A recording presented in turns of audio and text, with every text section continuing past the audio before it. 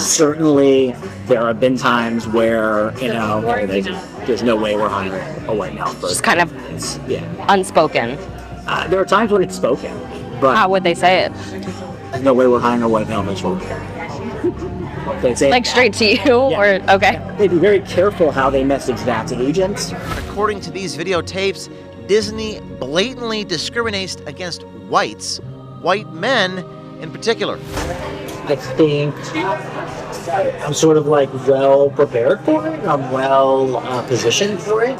But as far as Disney's concerned, I'm a white male, and that's not who they're looking to promote at the moment. As a white guy, even Michael has his own doubts about the possibility for advancement for himself at Disney. In fact, Michael actually got to experience Disney's discrimination against white males firsthand. I've been at the company 11 years now, so I have friends in HR and I have friends in those divisions, and they're like, look, nobody else is going to tell you this, Mike, but they're not considering any white males for the job.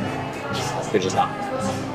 That's not what they want. They even passed over a qualified half-black person for a promotion because they didn't look black enough. We wanted to hire somebody in the department a few years ago now who was half black, but didn't appear half black. And there was a creative executive who was like, that's not what's wrong. They wanted somebody in meetings who would appear a certain way, and he wasn't gonna bring that to the meeting. I mean, it kind of feels like we're, at some point there's going to be a lawsuit. That's kind of how it feels, just because of, And that is a lawyer talking. So how does Disney explain pushing these discriminatory practices? They use code words and buzzwords. I'm guessing that there's acceptable code words and buzzwords that are used to explain what they're looking for. They might say something like, look, we're not looking at the usual suspects for this job. So it's not a legally actionable thing, but everybody knows what it means. For writers and actors, you hear all the time, I'm looking to hire writers and actors who bring diversity. I'm not looking to bring on any more clients who are white. Welcome to the Disney Tapes. My name is James O'Keefe, standing here in Burbank, California, outside Disney corporate headquarters. This is our first part in a series about blatant discrimination and woke policies at the Walt Disney Company. To say that the Disney Company has had a tumultuous 5 years, well, that would be an understatement. Major box office flops, a losing battle with the state of Florida, and a stock that is one of the worst performers on Wall Street. And as you'll probably conclude from this report, as well as recent shareholder rumblings, almost all of Disney's recent failings are as a result of Bob Iger and the cast of characters here at Disney that are trying to force woke DEI policies into every aspect of Disney's vast media empire. What used to be a highly profitable company, by being the gold standard of family entertainment, has taken a sharp downturn in the wake of all of its wokeness. Under CEO Bob Iger's leadership, Disney's downfall likely started with the insane hiring practices amongst its executives and creative teams. One of their top senior vice presidents claims that they not only discriminate against white men, when recruiting and hiring middle management, they actually give bonuses for hiring and retaining employees that are specifically not white. According to these videotapes, Disney blatantly discriminates against white men in particular. Not a week goes by without a news headline about potential medical supply shortages, threats to our infrastructure or power grid. And you remember what they pulled during the last pandemic. Certain medications were mysteriously out of stock. No way will I ever let that happen again. In today's unpredictable world, it's all about being prepared for who knows what they have in store for the next pandemic. Our friends and supporters at the Wellness Company have designed this unique, prescription-based medical emergency kit that is packed with 8 potentially life-saving prescription-only medications, including Z-Pak and ivermectin, which I used myself while out on the road and starting to feel a bit under the weather. Health is everything. And this is a great opportunity to order a Wellness Company Medical Emergency Kit. The Wellness Company Medical Emergency Kit stands ready to treat over 30 common ailments ensuring you'll have access to vital medications when you need them most. And now save $45 per kit when you order using the code OMG. Get ready to write this down. Get your Wellness Company Medical Emergency Kit at twc.health/OMG. That's twc.health/OMG. That's twc.health/OMG. And save $45 per kit today when you use code OMG. You know, we have a diversity, equity, and inclusion department who's very involved in like setting standards to make sure that our shows have diversity. Do you think like Bob has a say in the diversity stuff when they're casting people? Like 100%. to what He gives the directive. I mean, for each show? For each not that specifically, but like, you know, hey, I want every show to have substantial diversity. Iger, even as a chief diversity officer, now up until recently that was Latondra Newton, who played a big part in dragging Disney full bore into its losing culture war by promoting discriminatory hiring practices and introducing gay, lesbian, transgender, non-binary, and other characters into Disney's children's animated series and films. Is it like an all-across thing, like all of HR, or there's like that one specific person that kind of like, because I forgot the lady's name, she's the head of the... Oh, I know you're talking about the head of the diversity, yeah. The African-American lady, yeah. So is that like kind of her deciding She that? oversees a lot of that, for sure. But it's pretty broad, I would say. There are other people in HR who are also focused on that. I would say a relatively large percentage of our top writer creators happen to be gay, and a lot of just by happenstance? I mean, like, just like if you say whatever, I don't know, whatever 10 or 15% of the population is gay, I would guess that 30 to 35% of our top writers are gay, and so I think a lot of them lean into trans stories more than the average straight writer would. And in an odd twist, you have to be a white Jewish guy to be considered for a C-suite job. More on that next week. But now, let's meet Los Angeles-based Michael Giordano, a white male and Walt Disney Senior Vice President of Business Affairs. I do like business affairs, so like negotiations for television. Oh, okay, gotcha. Yeah. Nice. That's really I'm cool. not really like on the creative side. You know, so a lot of it is, like knowing like the guild agreements and the union agreements and everything. Like make offers for the writers and the actors who are going to be out working on the show, and the producers and the directors, and try to get to a place where we can close a deal with them, help the production to budget, and so much of my job is just the negotiating, really. And then other people are doing kind of the drafting of the contracts. So, Oh wow. So yeah, what's the negotiating like? I'm like sitting down trying to figure out, okay, what are we gonna pay this actor for this role? What do we think they want? Oh wow. Kind of strategize that. Everything from how you produce a show, how you distribute a show, how you exhibit a show, how you market a show, things like that. All of the negotiations and deal making that related to it. Yeah. Actually two of our brave undercover journalist and American Swiper investigative reporters met Michael on the dating app Hinge.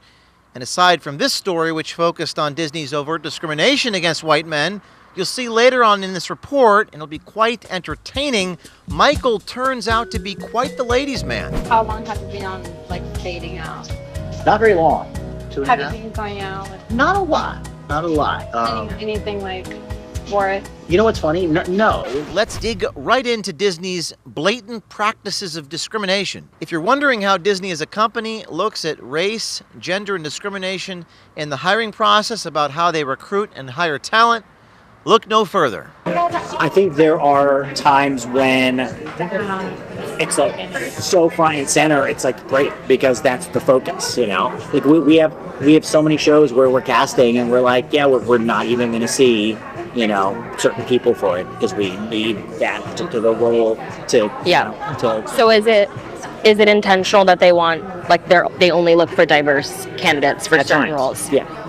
I think there's certainly a belief that it's just good for society and a big goal. But there's also a belief that like we're gonna make more money if we appeal to a wider variety of people, and it's a good thing. We have shareholders too, and so diversity helps with that. Diversity helps with financial incentive. Yeah. So is it like, do you think it's more so on that side, or using like any good prices gets put to use, Disney would do or it regardless. I think that Disney Okay. would do it regardless, but I think that there are like even conservative people who may not want to lean into it can easily make the argument that like we make more money when we appeal to a wider variety of people, and that means diversity. yeah, There's a real focus on every show. And I'm sure the movies too, though I don't deal with that side of it. So, just making sure that the writers' room has a real, diversity, not just gender or sexual orientation and ethnicity, but making sure that they're hiring some writers who may have certain disabilities where they wouldn't have been hired before. Since there's kind of there's a really broad look whenever we're doing that to make sure Yeah. that everybody gets. yeah. So they talk a big game about DEI, but do they actually do it? Apparently so.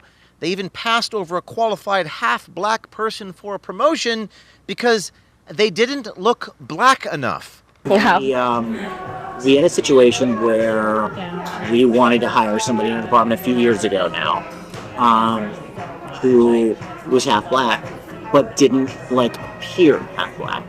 And there was a creative executive who was like, "We're not that's not what we want." They wanted the full. They wanted somebody in meetings who would appear a certain way, and he wasn't gonna bring that to the meeting. And so this is like on the This was on the corporate side, like the business side. Never understood that. Is it like, 'cause I know a lot of I have a lot of black friends who are not as dark as So do they care about that, or is Right. the Funny you ask. ethnicity actually? They say they don't care about it, but the truth is, to some extent, they do. If you're mixed, but you don't look black at all, which sometimes happens, Yeah. then they're like, "Oh, I'm not so sure." But if you're mixed and you can tell somebody's part black, but they're not that black, so okay, that was still it's crazy. But apparently Meghan Markle is black enough? You can't make this up. So would Meghan Markle, who's pretty white, Right? Yeah. would she be considered She would still be, yeah. diverse, She or would, yeah. or Huh? As a white guy, even Michael has his own doubts about the possibility for advancement for himself at Disney, saying, quote, "As far as Disney is concerned, I'm a white male." All that. Right now, I'm a half step below a department head. I have a team under me, but I don't oversee a whole department. And I'd like to oversee a whole department, whether that's at Disney or having to leave. So, Okay. Do you think that you'll have the opportunity at Disney? I'm not sure, to be honest with you. I think I'm sort of well prepared for it. I'm well positioned for it. But as far as Disney's concerned, I'm a white male, and that's not who they're looking to promote at the moment. In fact, Michael actually got to experience Disney's discrimination against white males firsthand. So Oh, do you think that has a lot to do with it? I don't know a lot, but it's something to do with it. Really? Yeah. What do you think the competition is? Oh, I mean, I've been up for jobs internally against people who have less experience than me, and haven't gotten. Okay. And they were given to somebody else. Do you think it had something to do with their... In one or two cases, I was told very explicitly that it did. Yeah. Explicitly how? What did they tell Oh, you? I mean, I've been at the company 11 years now, so I have friends in HR and I have friends in those Yeah. divisions, and they're like, "Look, nobody else is going to tell you this, Mike, but they're not considering any white males for the shop. They're just not." That's not what they want. And so it's probably fair that Disney would say, we don't want a white person to play this role. Yeah, I mean, I think they're very careful about messaging, because they don't want to get to open discrimination in either direction. But certainly there have been times where, there's no way we're hiring a white male. Just kind of Yeah. unspoken. There are times when it's spoken, but How would they say it? there's no way we're hiring a white male. They say Like straight to you, or okay, They'd be very careful how they message that to agents. in like email or whatever. Right. But After getting a dose of Disney's discrimination himself, it seems like Michael may have been hit with a reality check that discrimination against people based upon race is probably not cool. I mean, it kind of feels like at some point there's going to be a lawsuit. That's kind of how it feels, just because of, And that is a lawyer talking. Now, could it get worse? It actually does. Not only does Disney discriminate against white men, it gives management bonuses to hire DEI candidates over white men, totally disregarding their level of qualification, as long as they're not white. You heard me correctly. A part of some executives' compensation package is based on hiring and retaining black hires. We saw this in the case of IBM.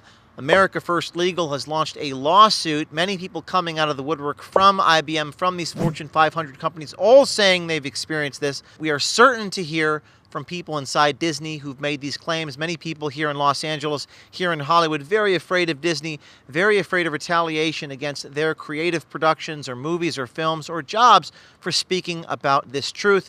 But if you have been a victim of discrimination, please reach out to OMG or Citizen Journalism Foundation, and we will try to get you representation to get your rights back. I've had it with all my personal and private information being exposed and exploited by big tech and big government, so I'm joining my friend Eric Prince, and I'm switching to my new Unplugged phone. Protect your privacy. Get your very own Unplugged phone. Go to unplugged.com/OMG. That's unplugged.com/OMG. Take your privacy back. Unplugged.com/OMG. I mean, HR keeps a huge spreadsheet. Yeah. What kind of spreadsheet? Oh, I mean, I haven't seen it exactly, but I mean, literally, they have stats. 17% of our executives at this level identify as XYZ. 40% of our executives at this level identify as, they have goals that they're trying to hit. They want a certain percentage of diversity here, a certain percentage of diversity there. But are these these are open goals? Because you're saying they can't say it in such specific terms. So are they open goals? They are open goals at a senior enough level. So how does Disney explain pushing these discriminatory practices to the people that they work with? Well, according to Michael Giordano, it seems like it's a sensitive issue, and they use code words and buzzwords. I'm guessing that there is a acceptable code words and buzzwords that are used to explain what they're looking for. They might say something like, look, we're not looking at the usual suspects for this job. So it's not a legally actionable thing, but everybody knows what it means. According to Michael, even Disney's human resources agencies are on board with these practices. Hi, guys, do you know what the code words are for the discriminatory hiring practices? Do you work in HR? No? You familiar with the buzzwords? They don't know what I'm talking about now, but they will soon. They, for writers and actors, we'll hear all the time, I'm looking to hire writers and actors who bring diversity. I'm not looking to bring on any more clients who are so there's definitely that focus. Disney even has an internal organization such as 20th Action Group, whose sole purpose is to promote discriminatory DEI hiring practices and to push bizarre characters and storylines on children. The question is, can the people just come to work, make their cartoons, and do the discrimination elsewhere? But apparently not on CEO Bob Iger's watch. So how is prioritizing these DEI practices over hiring merit-based talent worked out for Disney shareholders, you might ask? Well, over the past 5 years, the S&P index is up over 88%, and Disney is down almost 30%, making that once golden brand one of Wall Street's biggest disappointments. Yes, the disaster that Disney has become is probably the most glaring example of what happens when you prioritize DEI over talent content creators and executives who truly know how to build value. So will Disney turn it all around and hire or promote based upon merit? We shall see. This is just part one. We got another tape coming out next week. This is a multiple part series. I spoke with Michael Giordano. You'll see that soon. Are you ready to date? We are. You have nothing to say? I haven't seen you in. ordered. Do you work for Disney? I'm not gonna. Is this you right here? And hopefully we get a comment from the CEO, Bob Iger, reporting from Burbank, California, outside the Walt Disney Company. This is James O'Keefe with OMG.